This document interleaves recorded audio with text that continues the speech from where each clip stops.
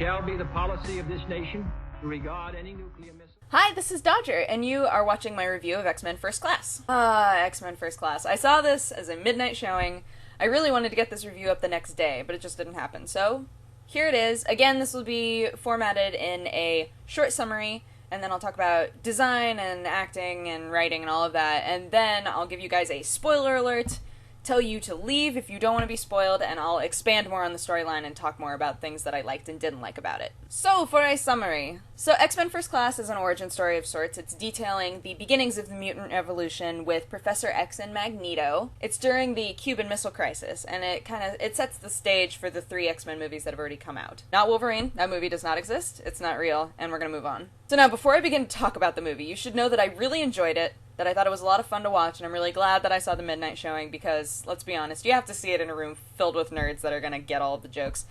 But there were a lot of things that I wound up wanting to complain about, and I'm going to complain about them. So that's just a warning. I did enjoy it, but there was a lot that I wasn't happy with. So design. Alright, so the setting of the movie was perfect. They were able to reuse some of the elements and settings from the original movies in a way that was really fun. The graphics were great for the most part. It felt like a movie in the sequence of movies that they've already made. It didn't feel too disjointed from the rest of what had already happened, or is going to happen chronologically. Unfortunately, it didn't really feel like there was any sort of semblance of time. Sometimes you had to remind yourself that this movie was not taking place in modern day, because it was hard to tell. You forgot. Because the costuming wasn't very unique. They didn't really take advantage of the time displacement at all in order to make any sort of different choices.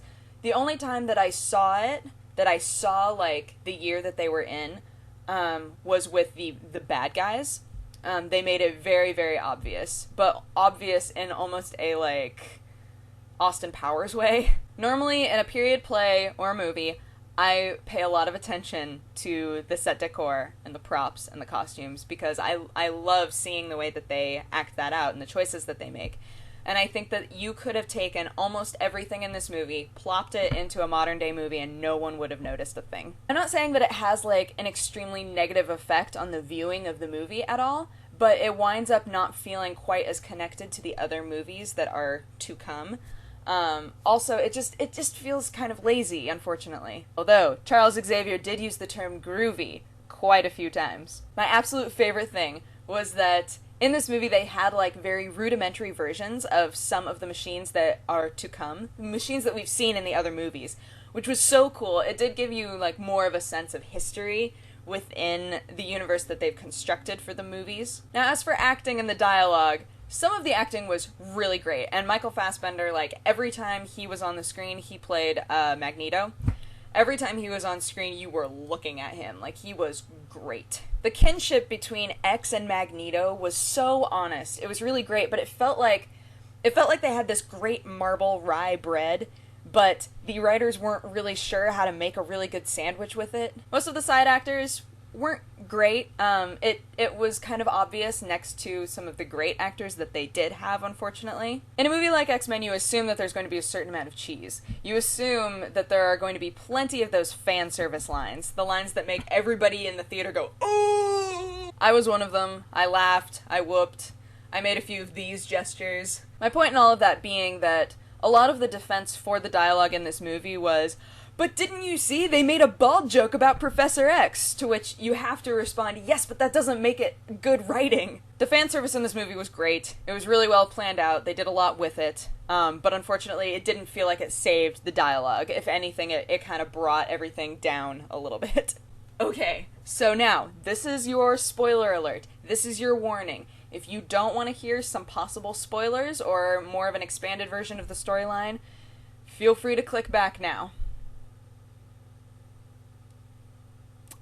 Alright, so to expound on the original summary, First Class, it takes Magneto and Professor X and shows us little snippets of their childhood and then fast forwards us to them in their prime. So when we join them as young adults, Eric is on a mission of revenge for everything that's happened to him and his family, whereas Charles is just getting his PhD in genetics after living an extremely cushy life. So the two of them meet up, they realize that they have similar interests, and together, as a team, they decide to start going out and finding young mutants and bringing them into a CIA division that's focused entirely on supernatural and mutant people and eventually the movie winds up focusing on them helping and solving with the Cuban Missile Crisis, and also another mutant named Sebastian Shaw. Now, while the enemy in X-Men First Class is, you know, the Cuban Missile Crisis, it's actually another mutant, as per always. Do we kill the humans, or do we work with them? Are we proud of who we are, or do we use the cure? Do we bring in a random character just to show off their abilities?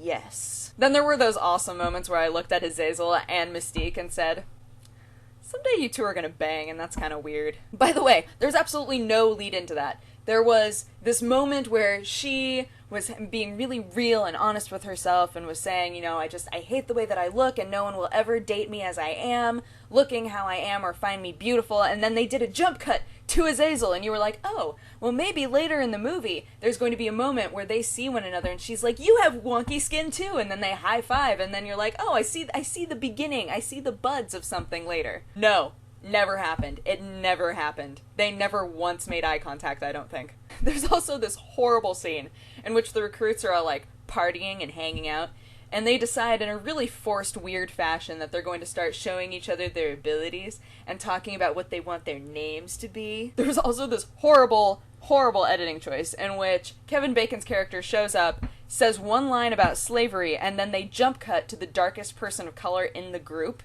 I think this was in an effort to remind us that we are in the 60s and that racial tensions are still there, and to give us, you know, one of those moments where you're like, oh, it's history. But again, they still weren't establishing very well that you were in the 60s in the first place, so it felt very strange. Also, Beast's makeup was subpar. I was not a fan.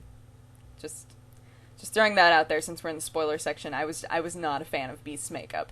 Again, on the positive side, everything involving Magneto and X was spot on. It was great. It was really nice to watch. I loved seeing all of the scenes with them, meeting one another and getting that bond and, like, really finding kinship in one another. And then the eventual just destruction of all of that, which we know is going to happen, but is still just, like, heartbreaking. Also, the montage of Professor X teaching everybody how to use their powers was really cool, because it kind of showed the beginning elements of how he goes from not just like a peer and a friend who knows a lot, but to a teacher. Historically, they followed the actual Cuban Missile Crisis pretty well until the obvious deviations at the end, but yeah, I thought historically they followed it as best as they could. Overall, I give this movie a 3.5 out of 5. I thought it was entertaining. I'm really glad that I saw it and I had a lot of fun, but there was so much that I disagreed with that I can't give it a higher rating than that. So that's my review of X-Men First Class. If you agree or disagree with me, feel free to leave it in the comments. If you enjoyed this, feel free to join me again next time.